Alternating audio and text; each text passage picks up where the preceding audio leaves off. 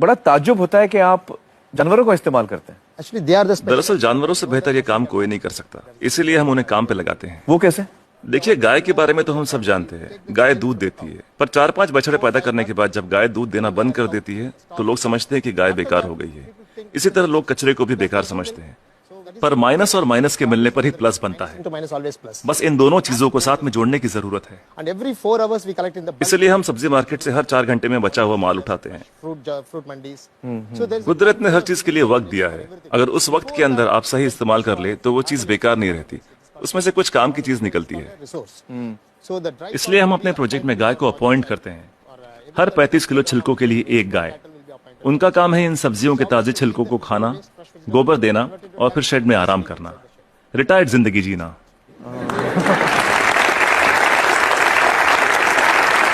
within 8 hours time. सिर्फ 8 घंटे में सारा कचरा घट के गोबर के रूप में 1/4 हो जाता है, The entire waste. और इस गोबर में काफी मात्रा में ईंधन वाली मीथेन गैस Once होती the है। dung comes out, हम तुरंत गोबर को बायोडाइजेस्टर में डाल देते हैं, इसमें से मीथेन गैस निकल जाती है और हमें बिना मीथेन के गोबर का एक घोल मिलता है। methane free cow dung slurry will come out. Immediately इसको हम तुरंत केचुओं के हवाले कर देते हैं। eaten by them and just केचुए उसे खा लेते हैं और उनके पेट से जो बाहर आता है उसे कहते हैं vermi cast. that's called vermicast. ये दुनिया की सबसे बेहतरीन खाद होती है। दुनिया की सबसे बेहतरीन खाद। इसे ब्लैक गोल्ड या काला सोना भी कहा जाता है। It can be directly. खेती के लिए बहुत अच्छा है। अगर बैक्टीरिया वाले तरीके से खाद बनाए तो इसमें 45 दिन लग जाते हैं। और यहाँ देखिए, सोमवार की सुबह 6 बजे माँ सब्जियां काटती है, 9 बजे गाड़ी आकर उसका बचा हुआ हिस्सा ले जाती है, 10:30 बजे हम वो गाय को दे देते हैं, शाम 6 बजे तक गोबर निकल आता We are है। getting the cow dung ready.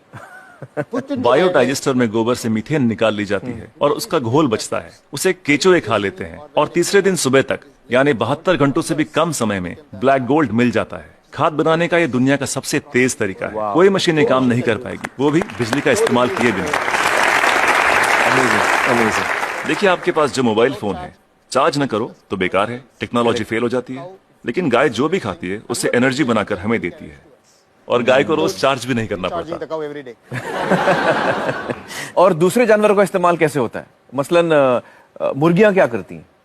जो सड़ी गली चीजें गाय को नहीं दे सकते उसे हम सीधा कॉम्पोस्ट पिट में डाल देते हैं, पर वहाँ उसमें मैगेट्स पैदा हो जाते हैं। Will come out. मैगेट्स मतलब वो छोटे छोटे कीड़े। छोटे कीड़े, ये कीड़े मुर्गियों को बहुत पसंद हैं, चुन चुन के खा लेती हैं और बदले में अगले दिन सुबह बेहतरीन अंडे देती हैं। जो लोग कीड़ों को देखकर मुंह बनाते हैं वो अगली सुबह उन अंडों से बने ऑमलेट को बड़े मजे लेकर खाते हैं। No technology can do this. कोई टेक्नोलॉजी, कोई मशीन ये नहीं कर पाएगी। No machine in the world. दुनिया में ऐसी कोई मशीन नहीं बनी जो कीड़े खाए और अंडे दे। बिल्कुल ठीक, बिल्कुल ठीक। But the chicken role also लेकिन हर चीज में जहाँ कुछ खूबियां होती हैं वहाँ कुछ खामियां भी होती हैं। positive and negative. Okay. मुर्गियों के साथ एक परेशानी है, आप चाहे पूरा दिन उनसे काम ना लें, आराम करने दें, Chicken in the daytime, फिर भी वो रात को काम नहीं करेंगी। time it never work. तो रात को कौन काम करता है? For that रात we को हमें have- मेंढक को काम पर लगाना पड़ता है Calls और वो सिर्फ नाइट ड्यूटी ही करते हैं। कुदरत का करिश्मा है, एक दूसरे की कमी को पूरा कर देते हैं। ना तनख्वाह मांगते हैं, ना बोनस, ना यूनियन बनाते हैं, ना हड़ताल करते हैं, बस अपने अपने काम में लगे रहते हैं। सही है, सही है। तो मुझे बताइए कि ये बतखें क्या करती हैं? Duck's favorite food. बतख का पसंदीदा खाना है मछलियाँ। अब मछली बाजार का कचरा म्यूनिसिपैलिटी के लिए सरदर्द होता है, पर वही मछलियाँ बतख के लिए दावत हैं। तो अगर आप हर 3 घंटे में मछली बाजार का कचरा उठा के बतखों को दे दे तो ये तुरंत हजम कर लेंगी। 15-20 मिनट में सब कुछ सफाचट, और कचरा अगले दिन बतखों के खूबसूरत अंडों में तब्दील हो जाएगा। The whole thing will be contained with beautiful eggs. Normally the ducks will lay आमतौर पर बतखें हर महीने 8 से 10 अंडे देती हैं, लेकिन जब हम उन्हें मछलियों और दूसरे नॉनवेज की खुराक देते हैं तो 24-24 अंडे देना शुरू कर देती हैं। ओह, and if I have 20 ducks, then multiplied by yeah, we have हम हर 11 मादा पे एक नर बतख रखते हैं। duck on one male duck. why 11 female and 1 male? हमें तो अंडों से मतलब है, एक ही नर बतख काफी है।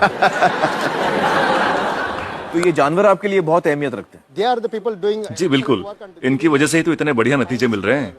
तो इस वक्त आप किसी प्रोजेक्ट पे काम कर रहे हैं? Yeah, right now I'm working with Coimbatore. फिलहाल कोयम्बतूर में काम चल रहा है, डिस्ट्रिक्ट रूरल डेवलपमेंट एजेंसी के साथ। हम 10 ग्राम पंचायतों का काम संभाल रहे हैं जो एक म्यूनिसिपैलिटी के बराबर है। It's equal to one municipality. एक गांव में तो मैं समझ सकता हूं कि ये हो सकता है, क्योंकि वहां पर छोटे पैमाने पे करना है, लेकिन अगर बड़े पैमाने पे करना है, जैसे किसी शहर में करना है, आपका जो तरीका ये मुमकिन है? बड़ी म्यूनिसिपैलिटियों की दिक्कत यह है कि शहरों में जगह कम होती है, पर हमें कचरे को 100 किलोमीटर दूर ले जाने की जरूरत नहीं। ये काम हर वार्ड में होना चाहिए। इसलिए डिसेंट्रलाइज मेथड अपनाना बहुत जरूरी है। छोटे छोटे स्तर पर करना चाहिए। Decentralize method. लोग हजारों टन कचरे से एक साथ निपटना चाहते हैं, पर ये सोच ही गलत है। अगर मैं आपको एक बड़ा कटहल दूं, तो आप उसे एक साथ एक बार में खा सकते हैं, लेकिन अगर उसके छोटे छोटे टुकड़े कर दें, तब खाना आसान हो जाएगा। इसलिए हर 2 किलोमीटर की रेडियस पे SLRM सेंटर होने चाहिए। SLRM सेंटर क्या होता है? Solid and liquid resource management centre. तो हर 2 किलोमीटर पे ये सेंटर होना चाहिए। जी, डिसेंट्रलाइजेशन एक कामयाब तरीका है। साथ ही कचरे को अलग अलग इकट्ठा करना भी बेहद जरूरी है।